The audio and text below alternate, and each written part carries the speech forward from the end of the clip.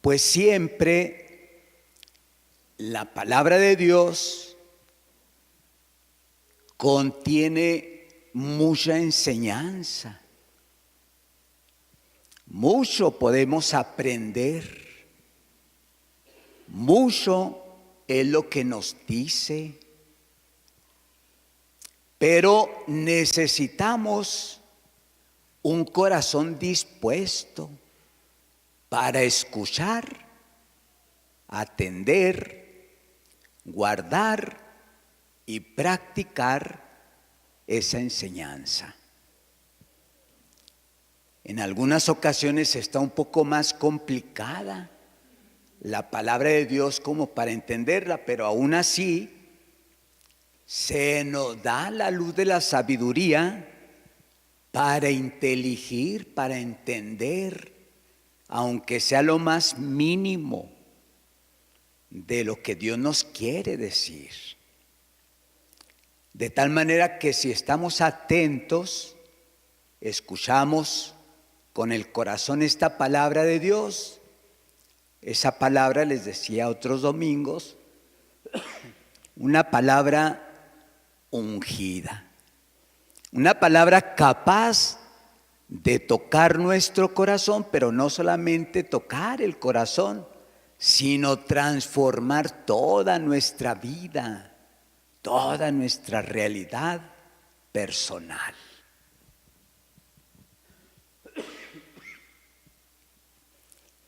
Escuchamos en el libro del Siráside, en la primera lectura, el poder que tiene la palabra que se dice, que se habla, para bien o para mal. Porque muchas veces hablamos por hablar, sin recato, y entonces terminamos diciendo lo que no deberíamos haber dicho. Terminamos diciendo lo que no teníamos que decir. Y entonces la palabra se considera una palabra mal empleada. ¿Cuál es una palabra mal empleada?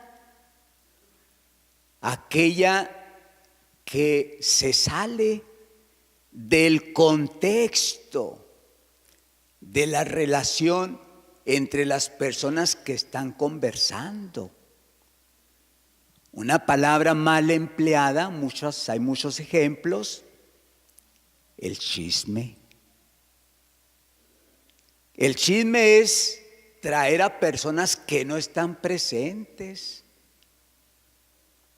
para destrozarlas, hacerlas garras.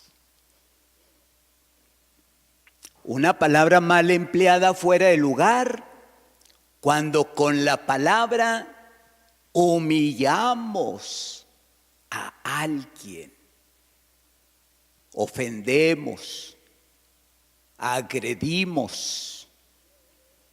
Son palabras que se salen del contexto de la comunicación.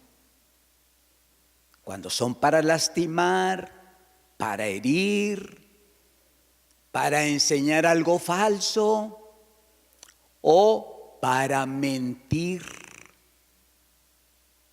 Son palabras mal empleadas.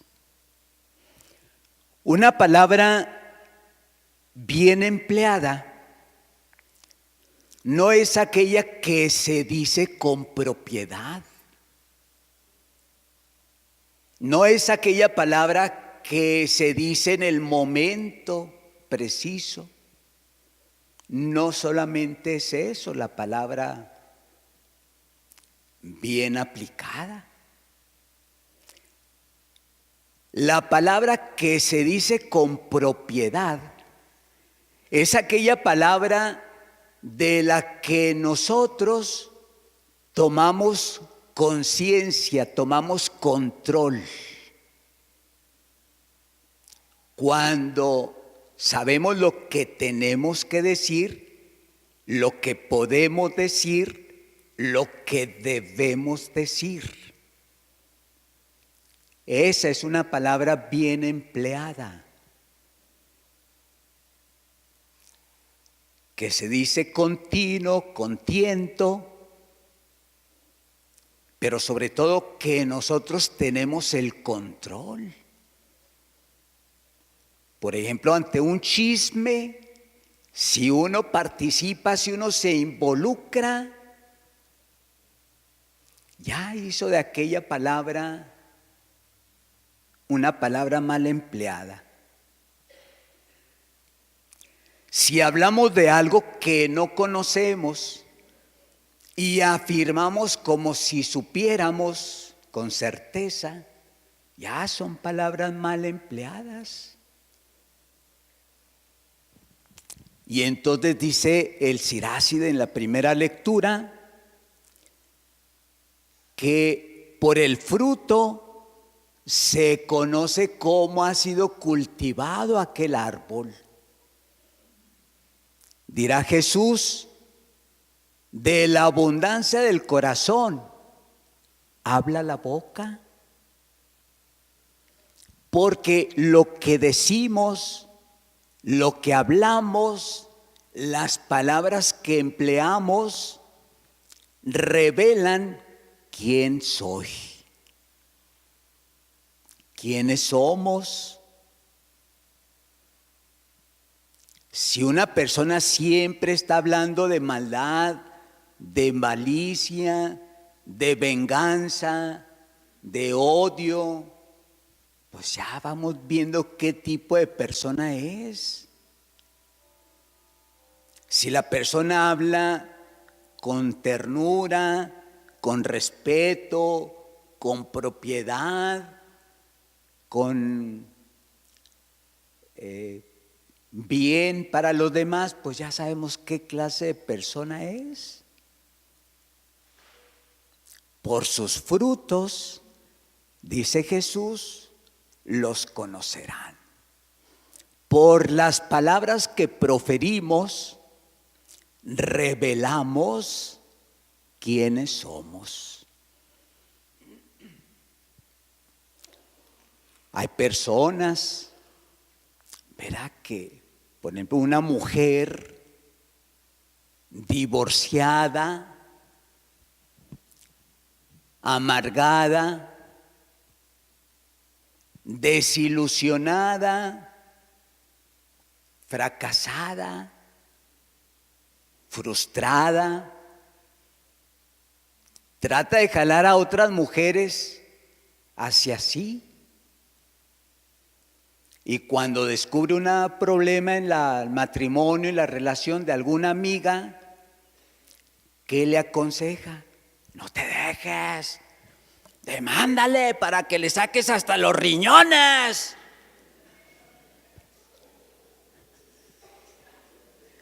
¿Verdad? Pero, ¿qué es lo que hay en su corazón? Despecho, ¿verdad? Tristeza, soledad, amargura. Y entonces eso, pues, va contagiando y va jalando gente para sí. Por eso, fíjense qué hermosa la primera lectura, la sabiduría de Dios, de los libros sapienciales, ¿verdad? De lo que abunda el corazón, habla la boca. Dice Jesús y después Pablo también lo confirmará. Y en el Evangelio no canta más las rancheras. En el Evangelio aparece una invitación que Jesús nos hace a no juzgar. Pero muchas veces es un término mal empleado por nosotros, no juzgar. Es un término que yo me lo acomodo para la habitación de mi terror. de mi miedo, porque es una palabra mal entendida, no juzgar. Y luego nosotros nos vendemos como gatos patas arriba, tratando de justificar. ¿Y quién soy yo para juzgar? Si yo tengo a lo mejor peores errores, ¿quién soy yo para juzgar? Oiga, voltee la tortilla al revés y pregúntese, ¿y quién es usted para no juzgar? ¿Quién? No se trata de enjuiciar, de eso no estamos hablando, sino de juzgar la materia de pecado. Porque a veces el pecado está a la vista de todos y nos hacemos ciegos y sordos y mudos para no comprometernos. Y decimos que no debo juzgar, es la vida del otro, allá ellos saben. No, ¿cuál? Una persona que está casada, sabemos que está casada, casado, y que asedia a las mujeres con regalos ostentosos, caros, está casado, pero cada 15 días tiene una novia diferente. Y entonces, no, pues es que yo no soy quien soy para juzgar. Es su dinero y él sabe en qué lo gasta y es su vida. No. Porque nuestro deber es juzgar el pecado. Si usted no le advierte, la persona se va a condenar y también usted, porque se hace cómplice, tapadera, solapa, calla. El que calla otorga. Pero si usted le advierte, no, ¿cómo le voy a decir? Se va a enojar. Pues preferible que se enoje y no que se condene. Se va a enojar por su culpa, por metiche, pero se va a salvar por su indiferencia de usted. Y usted junto con la persona va arrastrada también. Y entonces, ¿de qué se trata esto? A lo que Jesús dice que debemos aprender, que debemos juzgar, es el pecado, no al pecador. Son dos cosas muy distintas. Una cosa es el que roba y otra cosa muy distinta, el pecado de robar. Son dos cosas distintas. Nosotros no estamos juzgando al pecador, sino a la mala acción pecaminosa que es robar. Al mentiroso no es problema la persona, pero mentir sí es problema. Y así podemos ir enumerando pecado por pecado, pecado por pecado, para entender que la iglesia no le cierra las puertas al pecador, independientemente de la vida que lleve la persona encadenada a su pecado. Eso no nos concierne. Las puertas de la iglesia, como las puertas de la salvación, están abiertas para todos. Para eso murió Jesús en la cruz, para redimirnos, para salvarnos a todos. No a unos sí y a otros no. ¿Qué pasó ahí con Dimas, el ladrón, a quien Jesús le dice: yo te aseguro que esta misma tarde estarás conmigo en el paraíso?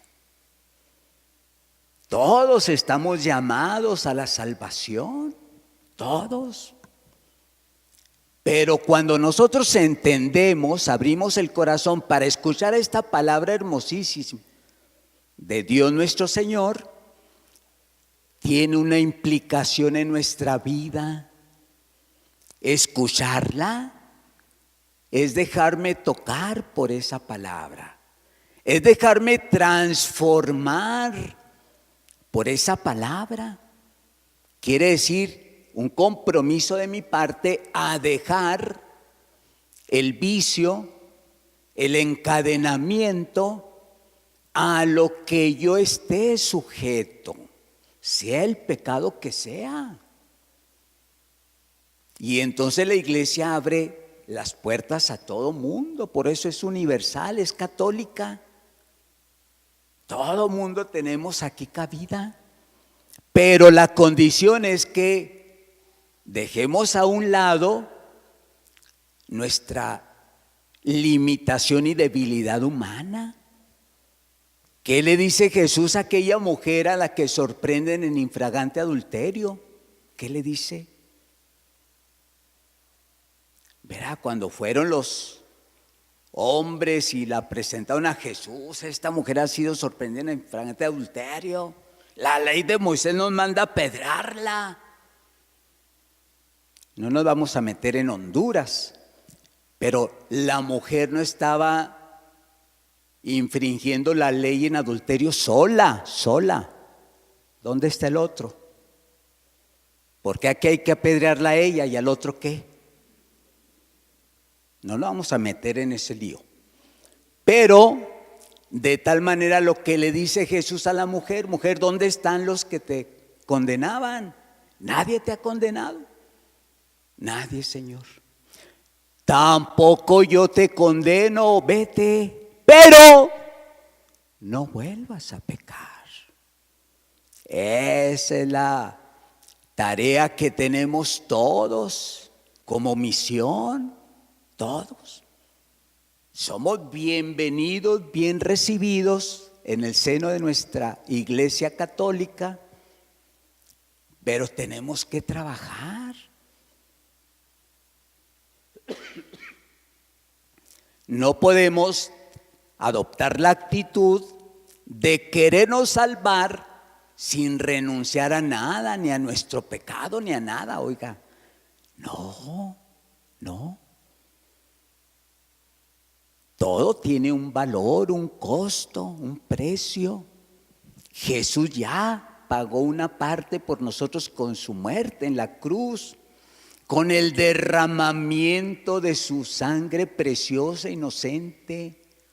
Y ahora usted y yo tenemos la otra parte que nos corresponde: trabajar ayudados por la gracia bendita de Dios a superar nuestras debilidades humanas, nuestras deficiencias humanas, cualquiera que sea. Usted tiene la suya, yo tengo las mías, cada quien tenemos nuestras fallas. Pero en la medida que las vamos haciendo conscientes y permitimos que esta palabra toque nuestro corazón, transforma nuestra vida. No podemos seguir siendo igual.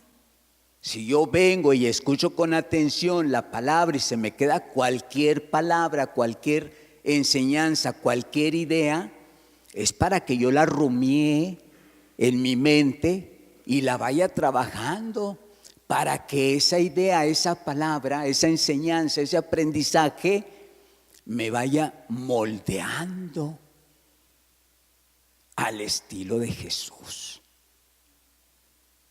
Así es que ven qué bonita la palabra y sobre todo el Evangelio. ¿Por qué ves la paja en el ojo de tu hermano y no la viga que llevas en el tuyo? ¿Cómo te atreves a decirle a tu hermano: déjame quitarte la paja que llevas en el ojo, si no adviertes la viga que llevas en el tuyo? Hipócrita. Sácate primero la viga que llevas en el tuyo y entonces podrás ver con claridad para sacarle a tu hermano la paja que lleva en su ojo. Entonces, como ven, no se trata de juzgar, de enjuiciar al pecador, sino de ayudarle a través de la corrección fraterna a que la persona desista, se aleje de esa falta, de ese pecado y pueda adquirir la salvación. Esa es nuestra tarea, apuntar y no quitar el dedo del renglón sobre la materia de pecado que lleva en vías de perdición a nuestro hermano o a nosotros mismos. A veces cuando alguien nos dice nuestra verdad en este estilo, en este nivel de pecado, la persona se siente, se enoja, se molesta, nos sentimos, nos enojamos, nos molestamos y luego nos defendemos como gato patas arriba. Es que es mi vida y qué. No, no es su vida. No es su vida. Nuestra vida es de Dios. Porque yo no hice nada para crearme, para existir. Nada, nada. Dios me creó de la infinitud, de la grandeza de su mente.